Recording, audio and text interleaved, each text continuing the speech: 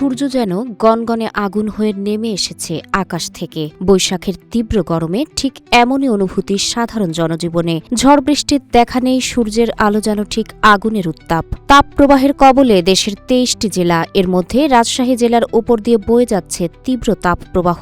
উত্তরাঞ্চলের এই জেলায় 22 এপ্রিল তাপমাত্রা উঠেছে 40 ডিগ্রি সেলসিয়াসে। এছাড়া দেশের প্রায় সব জেলায় তাপমাত্রা 35 থেকে 38 ডিগ্রি সেলসিয়াসের মধ্যে ওঠানামা করছে। এদিকে আরও কয়েকদিন এ পরিস্থিতির উন্নতির সম্ভাবনা নেই, বরং গরম আরও বাড়তে পারে বলে 23 এপ্রিল সকালের পূর্বাভাসে জানিয়েছে আবহাওয়া অধিদপ্তর। তাপপ্রবাহ সম্পর্কে পূর্বাভাসে বলা হয়েছে, রাজশাহী জেলার উপর দিয়ে তীব্র তাপপ্রবাহ বয়ে যাচ্ছে। এছাড়া রাজশাহী বিভাগের অবশিষ্ট অংশ এবং খুলনা বিভাগ সহ ঢাকা, টাঙ্গাইল, ফরিদপুর, মাদারীপুর, দিনাজপুর, ব্রাহ্মণবাড়িয়া, লক্ষ্মীপুর, রাঙ্গামাটি ও বান্দরবান জেলাসমূহের ওপর দিয়ে মৃদু থেকে মাঝারি ধরনের তাপপ্রবাহ বয়ে যাচ্ছে।